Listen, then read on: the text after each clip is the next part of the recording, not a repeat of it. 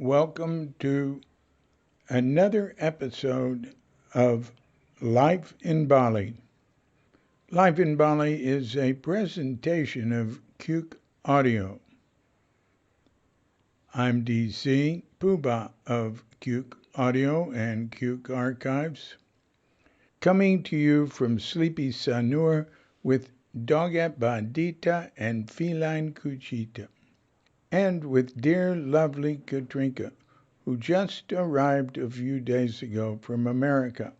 And she happens to be our guest for today's Life in Bali podcast. She'll come in at 25 minutes and 38 seconds.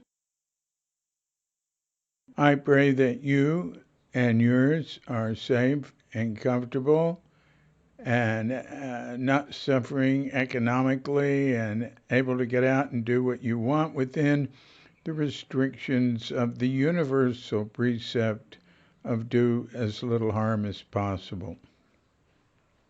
The COVID-19 virus numbers have not been growing for recently. I don't know for how long, 2 weeks or something.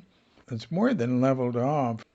There was 46 deaths and now there's 48. And so we'll see what happens. I mean, this thing, I keep up with what's happening international, at least superficially. And, the Spanish flu back in 1918, around there, hung on for 2 years. And wow, looks like this one might too. I see that in England, they're working on a vaccine that looks quite effective. It was the double whammy. It tacked it on a cellular and a viral level, I think is what it was. As an American, we can see that we were not at all prepared to deal with this. But I hope it magically goes away, like everybody does. Not a good thing to base one's response to it on, though. I hear the blender going downstairs. Mike might pick it up. I don't even have the door closed because this is Life in Bali. I was recording downstairs, but now that Katrinka's back, I'm up in the guest room. And it's a little different. It's all right. Now I sit on a bed so we don't have the squeaky rattan chair. And the bed is very firm, built by Cardino and Peri for this room, and the super firm foam mattress was custom made for it here. You get stuff like that done here really easily. Maybe you can hear the rooster crowing some too, the neighbor's rooster. Gee, we're almost in August. I've got to get a hold of Made, our visa agent. He was one of our early Life in Bali guests. I don't know if immigration is processing anything now, but it's time for us to extend our quitas. Quitas is a type of resident visa. It's nice. We don't have to leave the country with it. We just extend it once a year.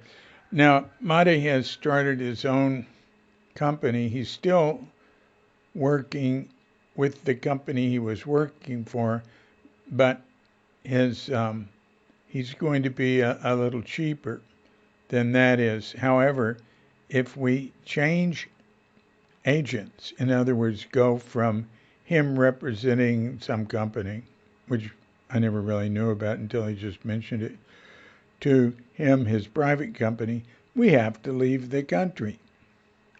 And, either Kuala Lumpur or Singapore. Kuala Lumpur is cheaper. I mean, you can stay in a really nice hotel there. And right now, I bet it's even cheaper. I mean, you stay in a 4-star hotel there for $50, $60 a night, with a gym and really nice buffets. In Singapore, it's like I don't know about right now, but it was like between 75 and $100 a night for a little tiny room. And but that's right. We liked it there. We liked staying in Chinatown there because everything's cheap in Chinatown. They have great food, and then the thing about Singapore is that it's compact compared to Kuala Lumpur. Kuala Lumpur is like Los Angeles, and Singapore is like San Francisco. You can walk or take mass transit to, all sorts of neat stuff, and it's all nearby. I mean, Kuala Lumpur, it's just massive. However, the last time we were in Kuala Lumpur, where we stayed, we could walk to Chinatown, we could walk to the Indonesian embassy, which we had to because we were getting a visa to come here.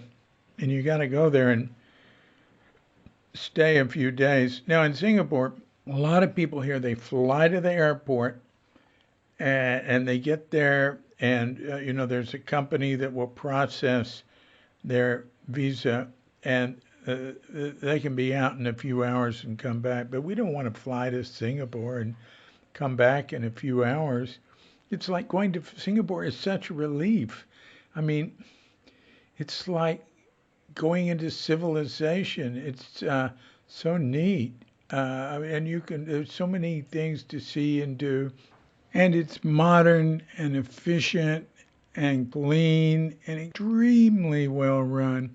And, well, English is what they call the lingua franca there. But if you run into local people who don't speak English, if they're originally from there or from Malaysia, you can speak Indonesian because Indonesian is based on Malaysian. Yeah, it's really neat being in Singapore. I love to be in Singapore. It's like everything is modern and works. Oh, I mean, Katrinka always says, "God, I could live here." I I think it might be a little boring to live there, but and also you'd have to have the money to live there. Good Lord. But even in very expensive cities, we know how to get by in Singapore without spending a lot of money at all. Just on the flight there and on the hotel, that's the main expense. I wouldn't want to live there, but it's great to go there for 3 days. And they have really neat, a wonderful botanical garden with a wonderful orchid garden in it. And their orchid garden has a cool house, so they can grow orchids that grow in cooler climates.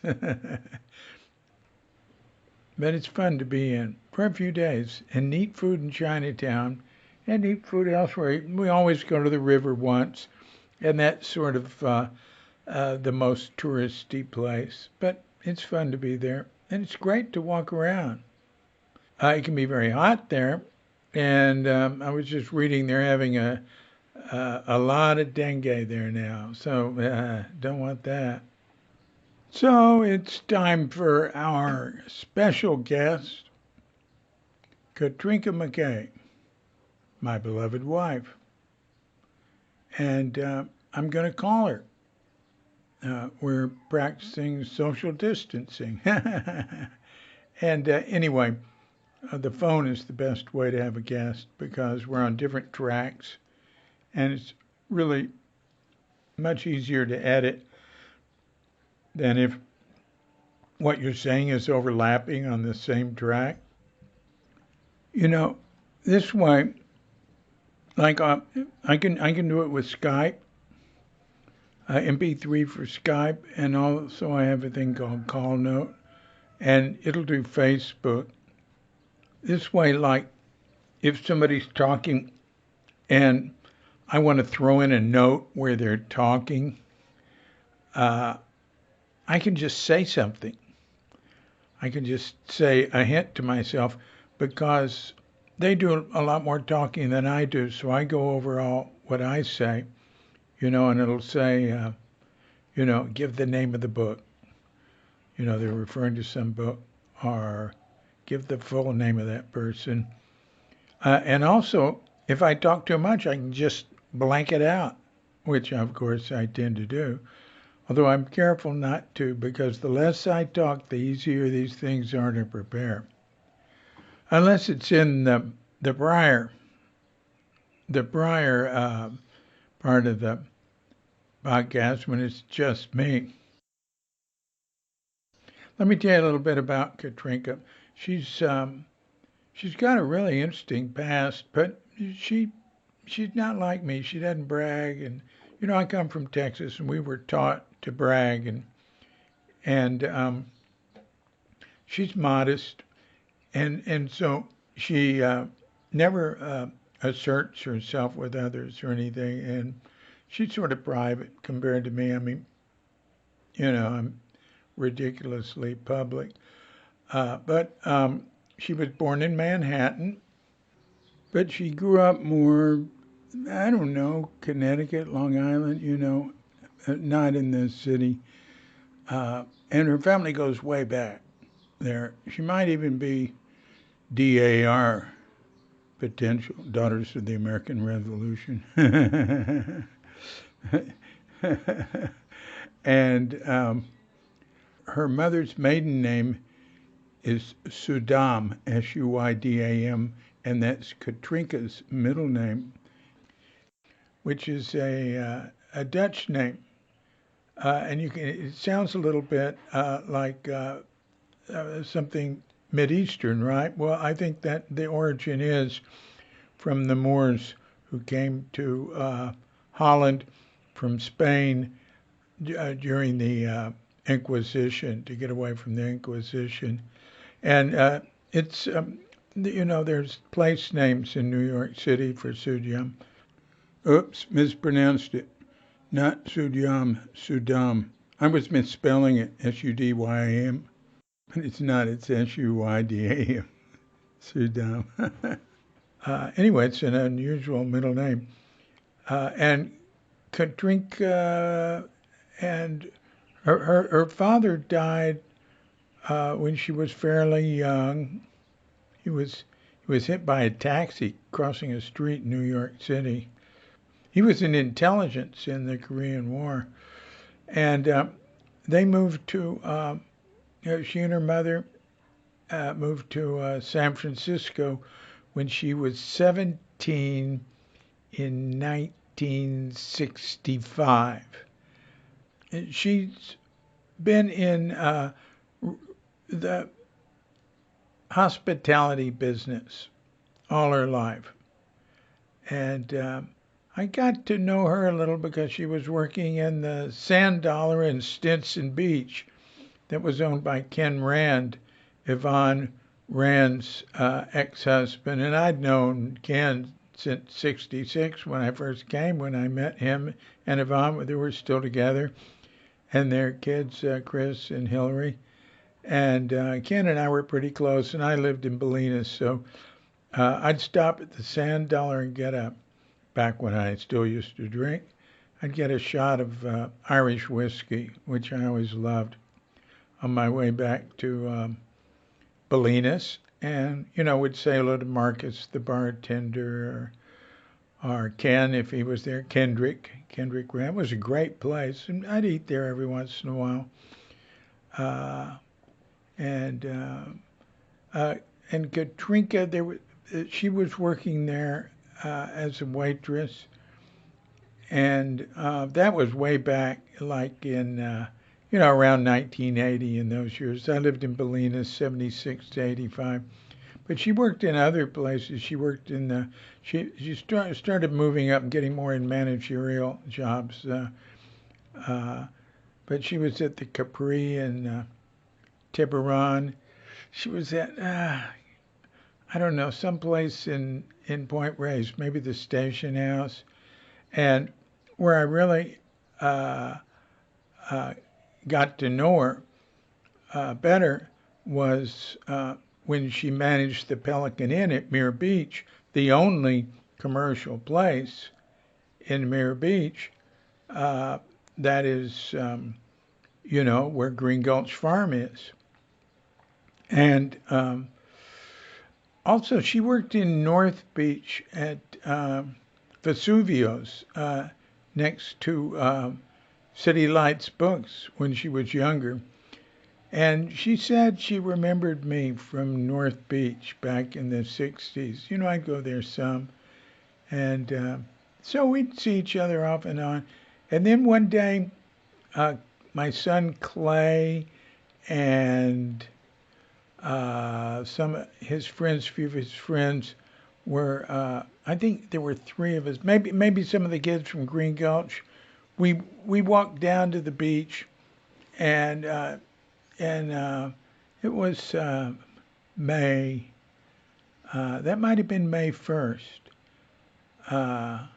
in in 2004, and we popped into it was a weekend day, popped into the Pelican Inn, see what was happening, and it was just so crowded. I mean, that place was always full. I mean, it was right there on Highway 1. And she, was standing at the doors, sort of dealing with people as they came in, directing them over to the bar and the dartboard and stuff, or, putting them on the waiting list to come in and eat. And, the Pelican Inn is like, I've heard it said that it's the most traditional English pub and inn in America. Charles Felix, who built it, who I knew because I was at Green Gulch, charming man, wonderful man. And he had grown up in a pub, and it was so, I mean, he brought over a lot of the materials from England. It was amazing. It's still there. Anyway, she was there, and I went, "Oh, hi, how are you?" She went, "Hi." And I was available at the time. And I looked at her and turned around to Clay and his friends and said, "You all go to the beach. I'll follow later. I'll see you there later." And so we talked. Well, she was very busy, but she was, quite friendly. Uh, and I said, "Hey, when do you get off work?" She said, "Oh, you know, later." I said, "Why don't we go to Stinson and the Sand Dollar, say hi to Kendrick if he's there, or just have a drink or something?" And so we did.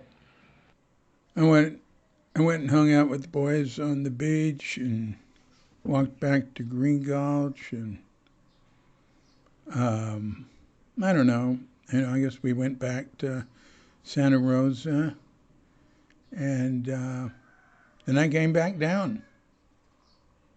I think it was like after dinner. It was later. Yep, I was interested in seeing her right away.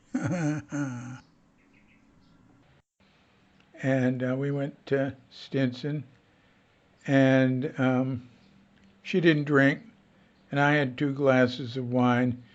And she's a really good driver on those curvy roads because she lived in West Marin. She used to live in Bolinas too, and she lived in Stinson and she lived in Mill Valley, and she really knows how to drive those curvy roads. But she said that it was a little frightening the way I drove from Stinson back to Mirror Beach.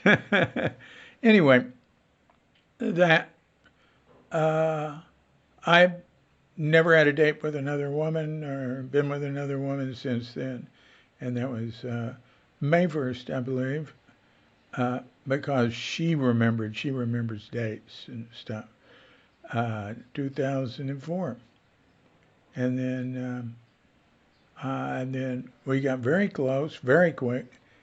And then I stopped drinking the 30 minutes before 2005.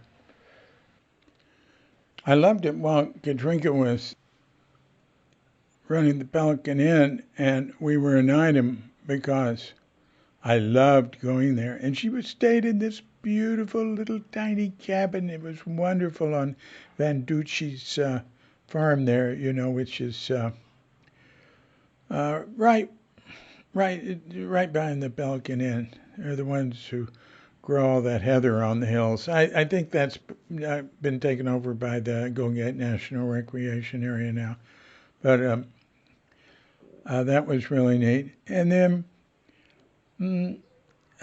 after a while, I don't know, 2005, she moved into the barn with me at John Terrence, and she continued to run the Pelican Inn. But after a while, she resigned from that job, and we went to Mexico for, I don't know, 6 weeks, 2 months, to Baja California, Todos Santos. Oh, that was so neat with Clay.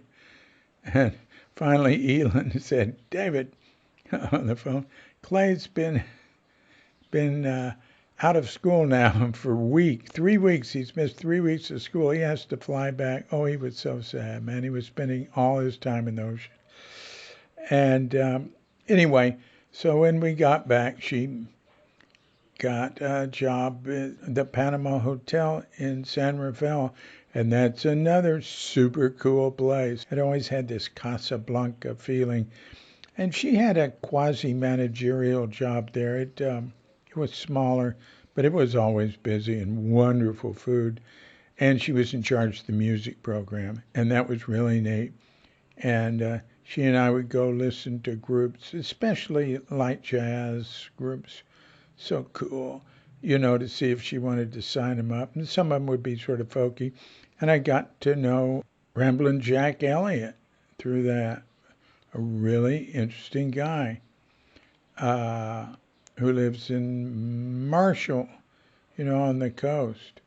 Or anyway, so we were there together at John Terrence till 2011, and then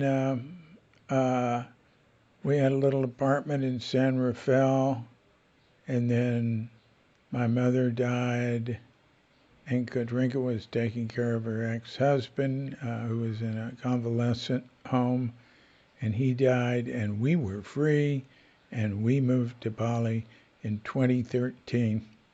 And she goes back once a year to see her son and his wife and daughter, and now grandchild, and she's been there 4 months and just got back.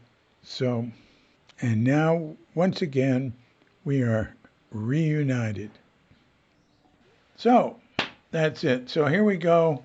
Let's give Katrinka McKay a call. And and the people who own the Pelican Inn own a couple of places in Scotland. And in Scotland, her name is pronounced McKay, and she managed a hotel there for a few months in an area where the Mackays come from. And that was so neat. I was there a couple of times for 2 weeks. I was going to be there a month, but I had to leave in the middle to go help my mother who's fallen down and broken her hip. I was with her a little bit, then I came back, and that was so neat. I had my own office there, and I was like substitute to help out cleaning rooms. And boy, let me tell you, the woman who taught me to clean the room, she was the most fastidious person on earth. And wow. And it's frightening to be doing anything, cleaning or making a bed with her. I mean, her standards were beyond comprehension. Anyway, it was a great time. I loved it. Beautiful walks. We were right on a beautiful loch. And, we'd go to some other places I don't know. It was so cool there. Anyway, all right. Let's give Katrinka a call and hear what she has to say. And very good. That's it.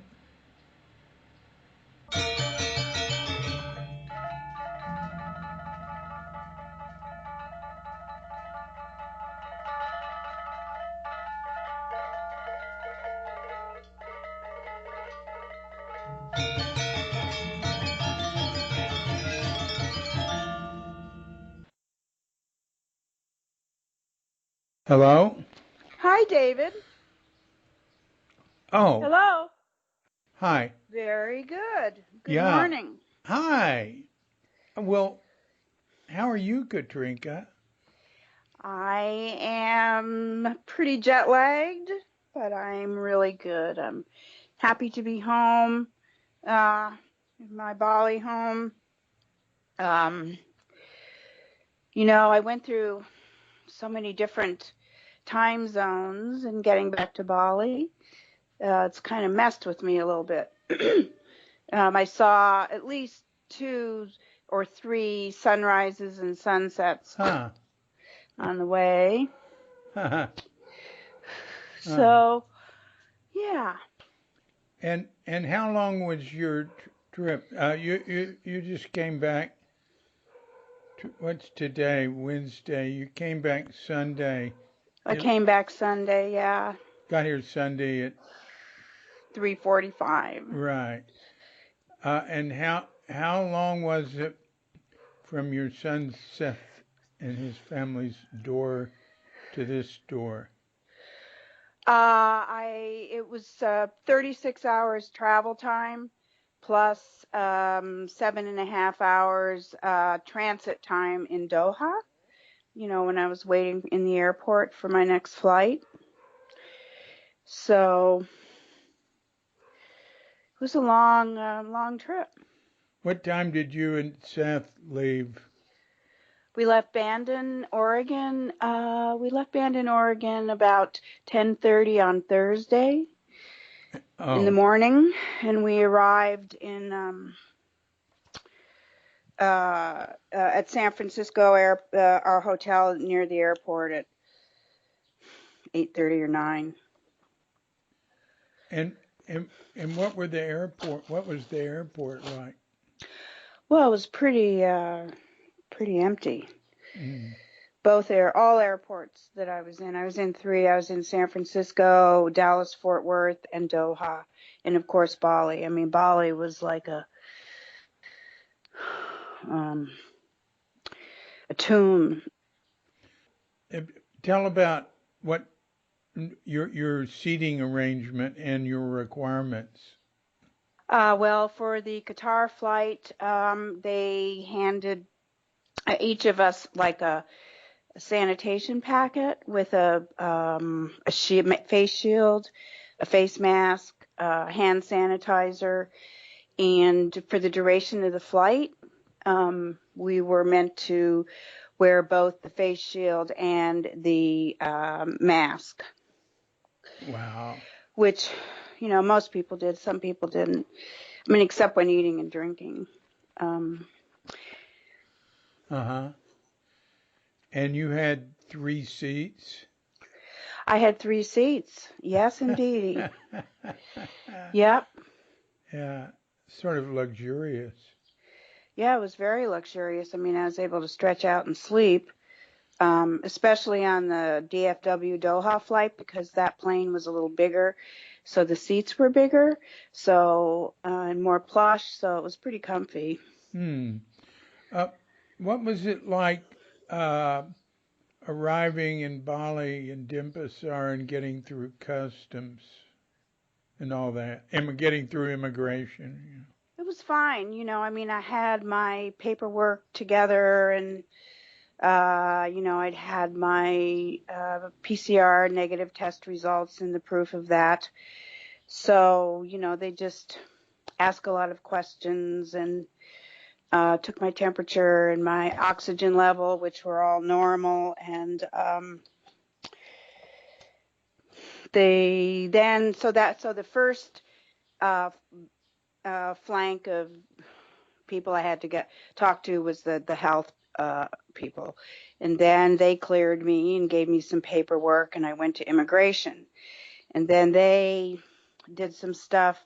I had a form that was filled out online, so they found that, and they were taking pictures of all my paperwork, and I don't know what all they were doing, and that took a while. But when I heard the stamp going down on my passport, I was greatly relieved, and then I was free to go. Wow.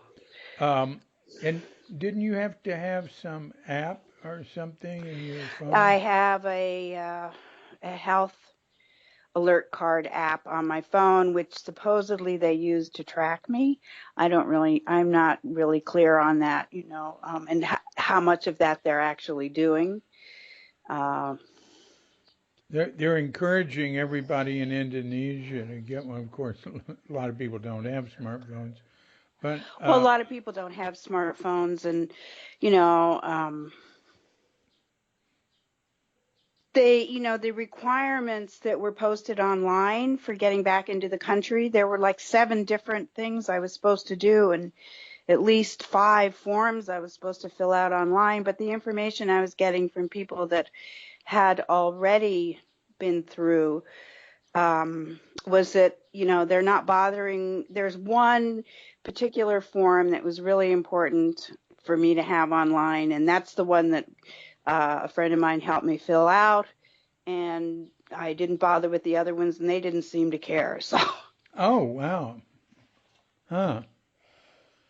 Um, well, that's interesting. And how long did it take you? You were here quick. Well, I know how long it took you. I was shocked at how quickly you and Komang arrived here.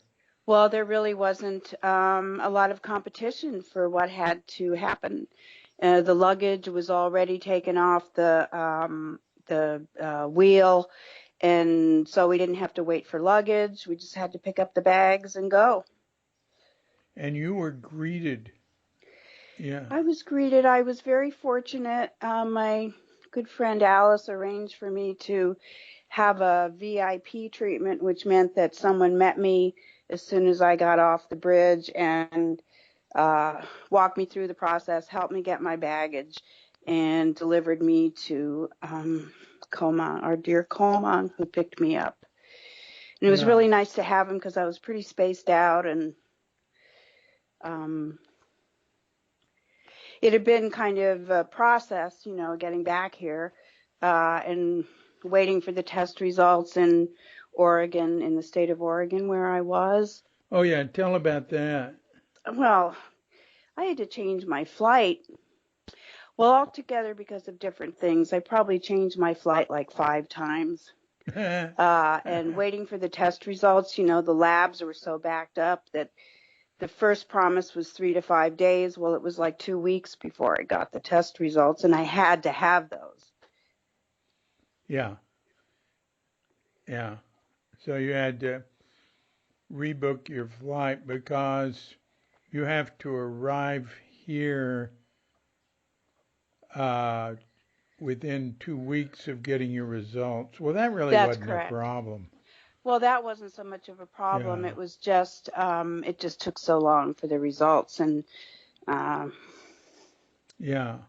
yeah, The problem was you having to rebook the flight. Uh, and I didn't.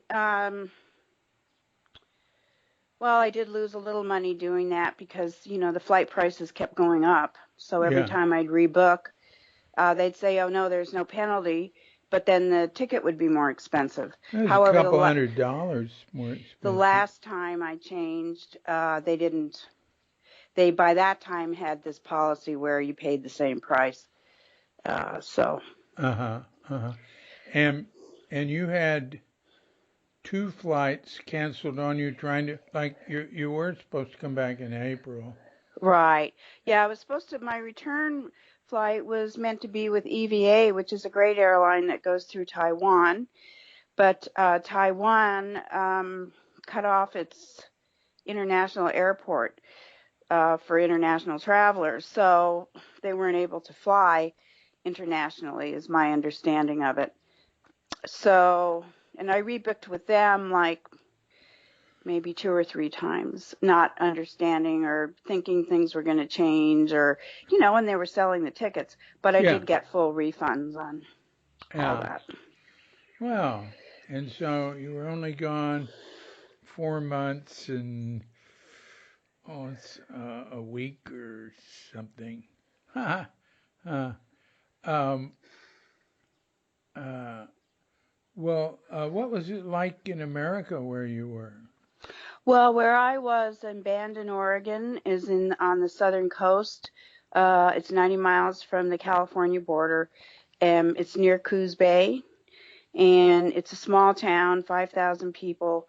And they're at the time of my leaving on last Friday or Thursday, there had been as yet no COVID cases.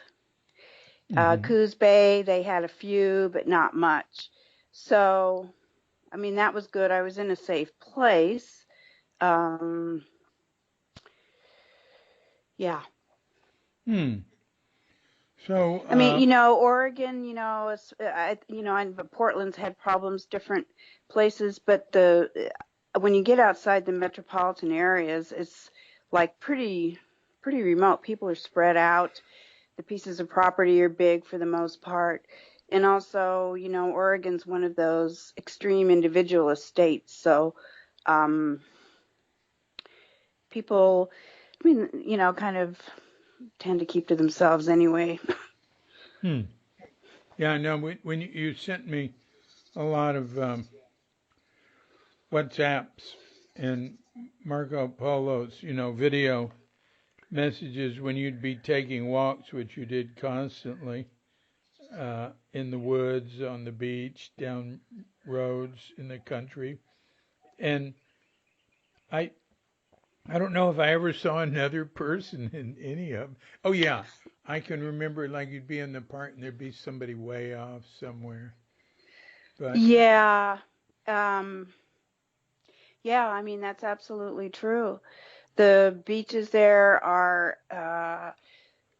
pretty remote and rustic, and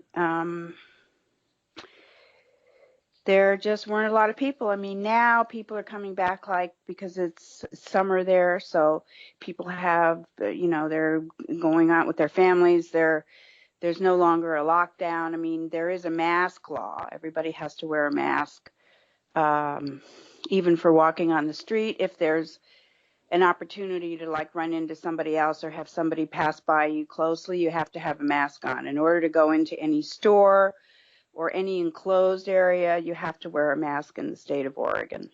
mm, mm, are there is there much resistance to that?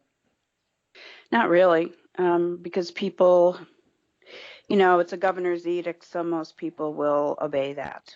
Yeah, yeah, I mean, it's the thing with the states is that particularly with the present government, states' rights are really strong. So that has been one of the problems with this whole thing is that there's not been a national policy. It's up to every state to make their own policy. So that's why, states like Arizona, Florida that have not had much of a policy have really had a problem with the COVID. yeah, yeah. Huh. So, uh, well, what are you going to do here in Bali? Right now I'm in 14 days quarantine, so I'm not really socializing or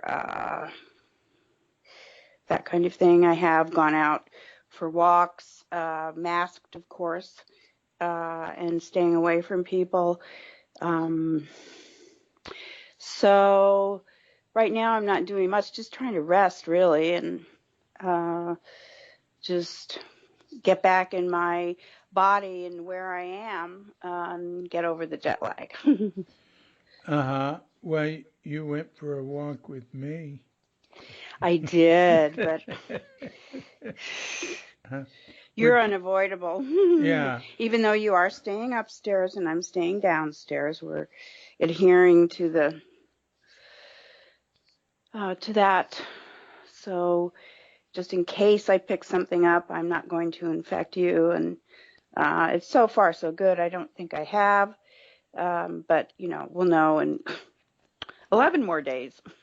yeah, yeah. Well, um, Yeah, we're being pretty casual about it. Uh, and you made Well, we're it. being casually careful, I'd say Yeah. that. Uh, yeah. I haven't been overly worried about it. I mean, you came from a place that had no cases, and and then traveled in the most secure fashion. Yeah, I mean the airports are like spotless. In Doha, they have one or two maids assigned to each bathroom. So every time you go in and use it, then when you leave, somebody goes in and cleans after you, even though if there's nothing to clean. And yeah, Yeah.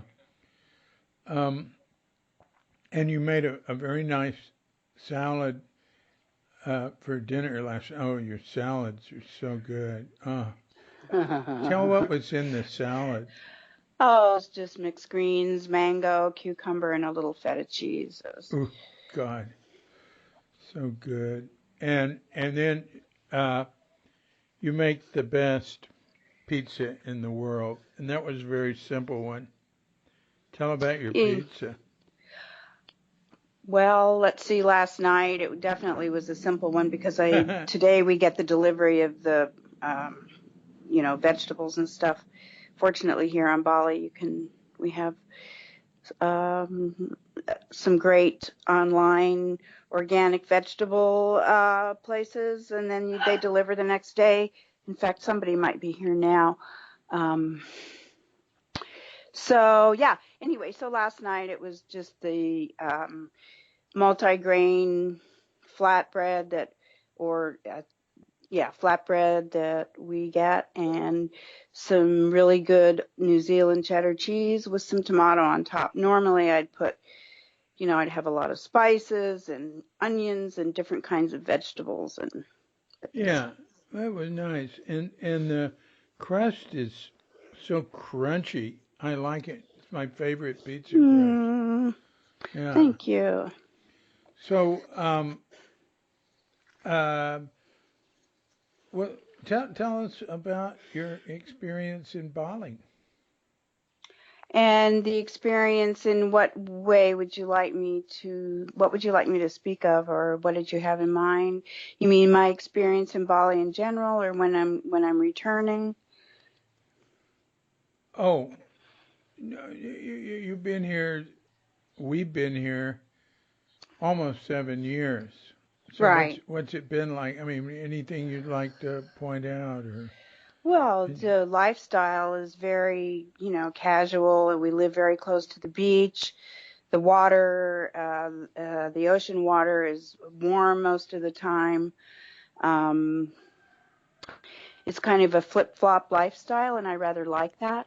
Uh, and we made a lot of friends. I have a lot of girlfriends. I mean, I was really touched when I came home.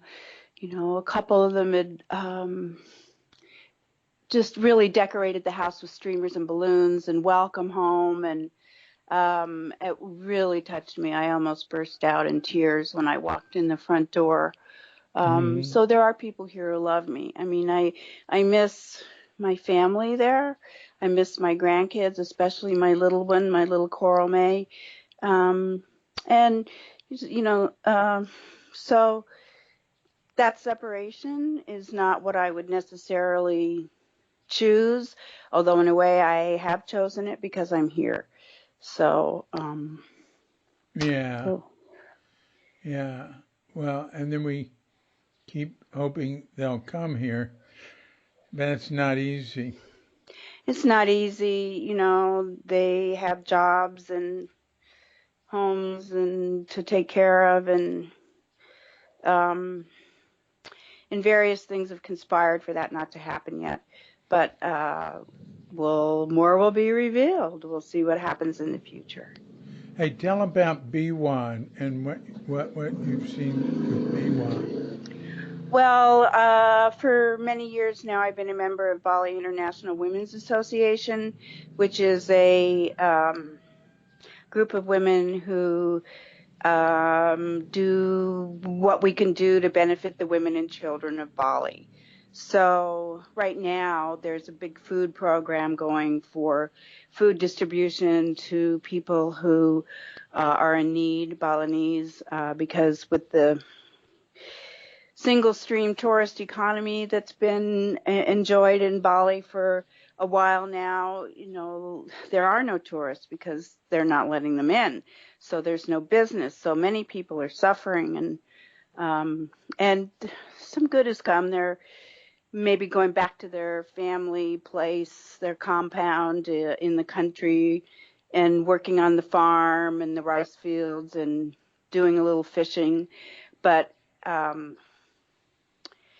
it's been very difficult, I think, is what I conceive just from being back for a few days. And many things are closed. And um, I mean, for us, it's kind of nice to go to the beach and not have tons of tourists there and whatever, which this would be the high tourist season. A lot of Europeans come at this time.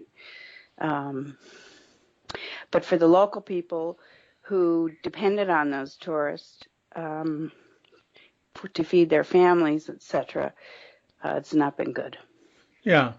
And our beach isn't really crowded like over in Kuta or No, Similan. no, no, no. It's not like that In, at all. in But fact, those I see all these pictures of beaches now online. In Europe and Miami and this and that, and even our crowded beaches aren't crowded like that. Those are yeah, really crowded. yeah, we used to many years ago. Well, you and me, although we weren't living together, we lived in what's called West Marin, north of San Francisco, in Stinson Beach and Bolinas. And I've seen pictures and stuff of the crowds of people that are, I don't think they're going to Bolinas, but they're definitely going to Stinson Beach. Oh yeah, And my son Seth spent some time surfing there after he dropped me at the airport. And, he said that the beach was pretty crowded, but he had a great time surfing. The waves weren't so crowded. So, huh, huh, huh. And yeah, you were telling me about people having a hard time. Uh, Komang, what did Komang tell you that drove you here? oh, our dear Komang. Well, he hasn't had any work in 4 months. I mean, picking me up at the airport, which is what he does. He's a driver. I was the first pickup he'd had in 4 months. And so he's preparing to go to his family's farm in Nagara, which is in the west of Bali, and do some farming. And because he's just not getting any work. He also is a electronics and appliance repair guy.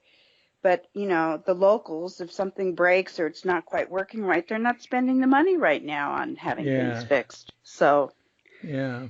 anyway. He wants to. He said he wanted to uh, come pick us up and take us there, and we could go walking in the jungle. I'd But love to do that. yeah, me too. Me too. That'd be good. Uh, I haven't been. I haven't been in months and months and months. I have not been. Uh, you know, more than 30-minute drive from here. Uh, um, and Komang, I bet he dropped by here about uh, uh, 3 months ago, probably with his son, and brought me some mangoes. And then I told him, well, you'll be picking Katrinka up, so let me pay you for that now, because I knew he hadn't had any work. So I paid him 2.5 times what a ride from the airport from here would be. And then when he brought you here the other day, um, I told him that had expired, and and paid him again 2.5 times, which, well, both of them added up is about what it would have been in America for that taxi ride, probably. Probably, but it's how we can support our Balinese friends, Yeah, without being ridiculous about it. But yeah. We're we're I mean, Komang, Kadek's family, who's our house cleaner, and Yoman, who's our nearby driver. I think we're the main source of outside income for all three of them. Uh, yeah, and uh, and I was paying Yoman while you were gone when he wasn't doing anything, just because he's been driving us for 6 years. Oh, and uh, Katu Tugankabun Katu Gangu, our gardener, him too. None of these people have other work right now, and usually they do, and we're not. They don't depend on us. We're just part of what they get. Well, hey, tell about with Biwa your experience with uh, several things. I'd like you to comment on orphanages we were talking about yesterday, and tell about some of these remote villages, what they're like, and what poverty is like when you get away from when you get really in there, especially over in West Bali. No, East East Bali. Bali. East Bali. Karangasem is like the poorest province in Bali. It's in the east of Bali. It runs up to the slopes of Mount Agung, which was the mountain that had the volcanic eruptions a couple of years ago. And though it's very dry, so the earth is very dry and not really, things don't grow as easily there as they might somewhere else. So people, survive with subsistence farming and that kind of thing, but they just really don't have much. I mean, it's not uncommon to see kids coming to school with no shoes. So one of the things we've done is, we had a shoe project and supplied the kids with some shoes in one village. And they don't have the benefit of the great diet that we can, because we have money to buy, really good food, and we're not subsistence farmers. So, the kids can be skinny and their teeth aren't great because they haven't had the benefit of a great diet. And so Mm. something else we do in conjunction with Rumah Sehat is we've conducted medical clinics, huge medical clinics. 1,000 people will come in remote parts of particularly Karangasem. And we offer, eye exams, dentists, hearing specialists, internists, women's health. Um, my friend Kim Patra has been involved with some of that. And yeah, Um, that's uh, just a little. and I remember that one of the dental things was uh, uh, teaching them how to brush their Oh teeth yeah, and we're stuff. teaching the kids. Yeah, we give gone to villages and given out dental kits, and then conducted lessons in brushing teeth and stuff, because a lot of the kids have not had that practice. I also remember you talking about being in like a village or something where it was all wet everywhere. What was that? I don't remember now. You were saying it was like they didn't have like dry ground. Uh, and Oh, I don't. That was probably someplace we went in the winter. uh-huh. In the rainy season, which is actually summer here because we're in the southern Yeah. hemisphere. But yeah, um, and I'm sorry, I really don't remember exactly when You and just where that was. yeah, I just remember it gave me such an image. Well, tell about the orphanages and Well, there are many orphanages in on Bali, and many of them, uh, which is supported by our research, really aren't orphanages. A lot of many parents who just can't afford to keep another child will send their child or children to these orphanages, and they also can be, scams for me to generate money for the owners. There's one thing that can happen is, there's a lot of corruption, so people will take money that's donated and keep it, put it in their deep pockets. Oh yeah. And that's not true of all, but that's true of many. So BWA, if it's going to support something like that, it definitely vets the organization and makes sure that it's pretty transparent, so that Yeah. our money is sure to go where it's meant to. Yeah. Yeah. Uh, what you got anything else to say about Bali, about the culture, the people relating Well, to I them? just really love the culture and the people and the spiritual um, focus. Bali is Hindu; it's 80% Hindu. Which Buddhism came from Hinduism, and we're Buddhists, so I really like that part a lot. I mean, they're also mixed in with the Hinduism is some remnants of the original pagan culture of Bali.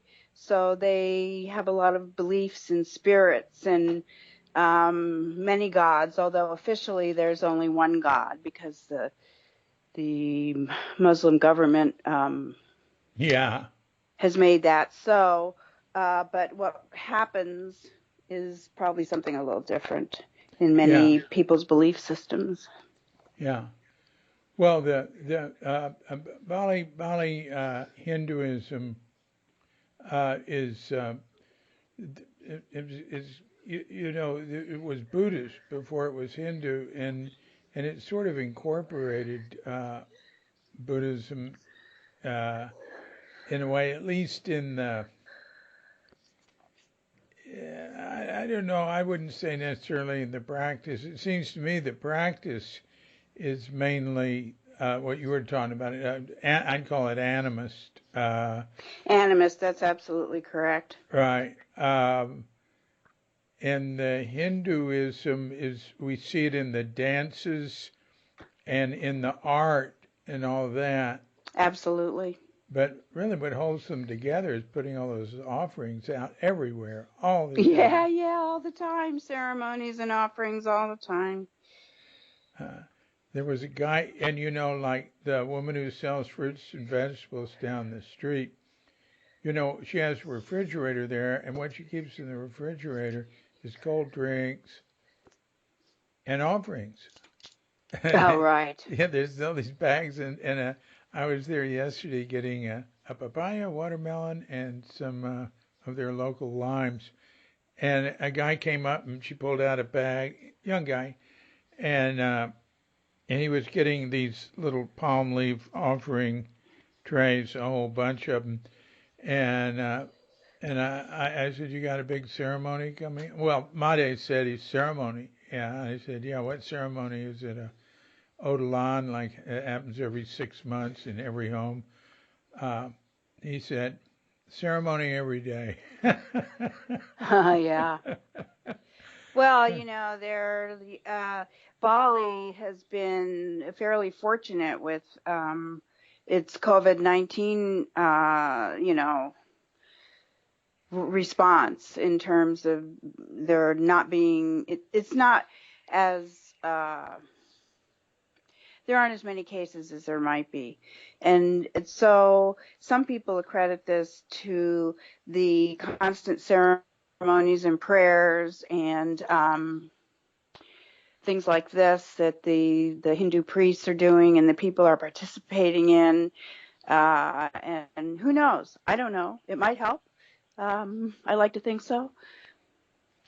Wow, you were telling me you follow this woman's Facebook page, Oh, and Jackie Pomeroy, yeah. yeah, Bali, COVID-19, yeah. You were telling me that she said it had really leveled off. You're right. I just looked at I go to Safe City, Kota Denpasar, and the number of deaths, it's almost identical to what it was like a week ago or even 10 days ago. Yeah, the death rate is actually pretty low here, so that's 48. encouraging. Yeah, I 48. mean, versus the number of cases, which Right now, oh well, the number of total positives there have been recorded, which would be a fraction of what there actually is. I don't know what fraction. I would think it would be like uh, a fourth or something, but I don't know. Is 3,249. Now that's there's like 4.2 million people here, so that's one out of you know that's one out of 1,000 approximately. so that's Little encouraging. less, yeah. I mean, I think people, get pretty messed up when they have it. A lot of people, and it certainly, I would think, would weaken the system in the respiratory system. But it does seem like the recovery rate's pretty good. So here, Yeah, out of those, what it says here, I always emphasize this is what's reported, because a lot of people here they won't go to the hospital, no, they uh, won't. and there'd be a lot of deaths that aren't recorded and things like that. And uh, but I was talking to Kim. I guess Kim was Kim last week, just 1 week before, and yeah, she was saying either in her podcast or other when we were talking outside of it, that they're not really real good at. She doesn't trust the record keeping here that much, but I don't know. Yeah, I wouldn't. I mean, that's why, I mean, they say we have to do all these things to get in the country and put tracking devices on our phones and stuff, but to make sure, I don't know, so they know where we are if we get sick or transmit, I guess. Um, but I'm not really confident in how they're, actually using that. But Right, right. Well, so all right. The positive cases are 3,249. Recovered is 2,627. Um, yeah, um, uh, I hear what you're saying. Like when I was reading the rules they were setting up here, it seemed I was worried we wouldn't be able to get out of our little district. But I never noticed, they were talking about checkpoints and you should carry a passport and give a reason why you're right, going from here to that. Never, I've gone out and shopping beyond those areas with Nyoma. Never saw no, nothing anywhere ever like that. I mean, I've seen police. Everybody's wearing masks. Absolutely everybody out there. well, And everybody's wearing masks because they can be fined and arrested for not wearing a mask. that's right. Komang did tell me that during the big lockdown, he had to do some traveling between districts, and he was always stopped and his ID checked, and they wanted to know why he was traveling. And so for the locals, maybe it's a little different. I don't know. That yeah, Dak told me she was stopped 3 times, 2 or 3 times coming here, Right. uh, just to work. And she said she just had to tell them what it was about, and they went, okay. Um, that's right, but that was a couple of months ago or something. Um, and like the beach here, but they'll close it, and then they'll have, the Petchalong, the local security people guarding it, and it'll all be real serious. But after a while, there won't be anybody there, and you can just walk in. Right. Uh, Well, I do believe that, some of the strictness of the policy, like doing things like that and having a fine or arrest threat for not wearing a mask, I do think this has really helped keep things under wraps a little bit here. In the States, it's like there are people who are threatening to sue because they feel that having to wear a mask violates their constitutional rights. I mean, Oh this is a yeah. small minority, but nonetheless, it's a little ridiculous. Oh yeah, that's in the news a lot. There's nothing like that here that I know. Kadek said there's more anti-government stuff or resistance type stuff in Jakarta. I would imagine that's so. That's the seat of the government and where the president is, and um, Yeah. Uh, yeah. Hmm. Well, that's great. I so but before we part ways, telephone wise, is there anything else you'd like to say? well, I'm really grateful to be back and to be back safely. That's the main thing. And that my family, both here and in the States, have remained healthy.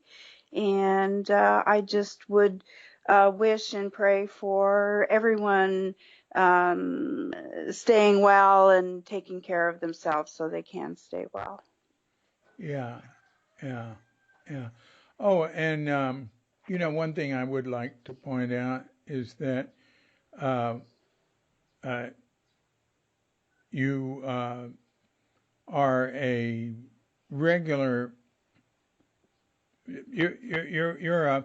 I said, you practice Zen, you meditate, you do Zazen, and you have a teacher in America you work with on the phone. I have a koan practice. But I always tell people your religion is walking. Yes, I am now going to get ready to take a little walk. So, yeah, maybe do a And little yoga later.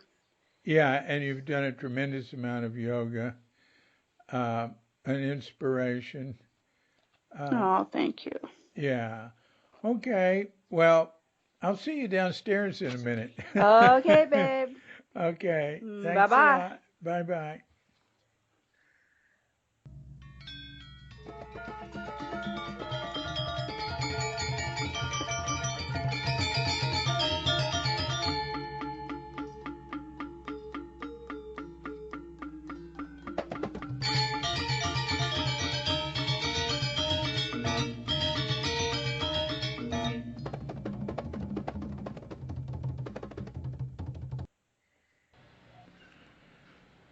So thank you, Katrinka McKay, or if you're in Scotland, Mackay, for joining us and being our guest for today's Life in Bali episode.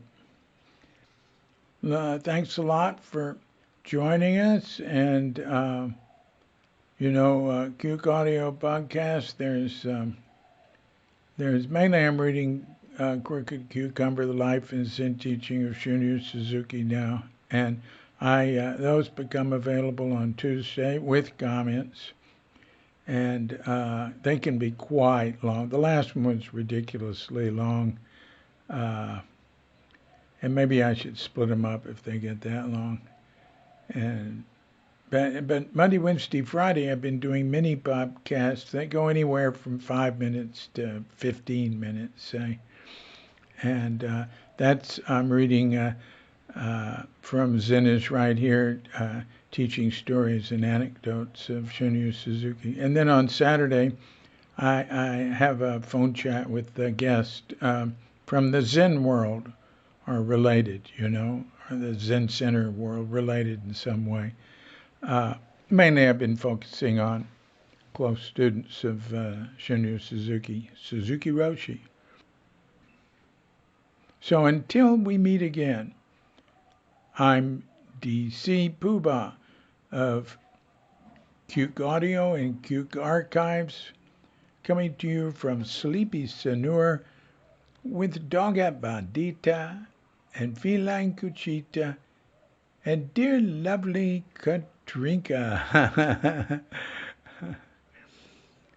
wishing you and yours a grand awakening.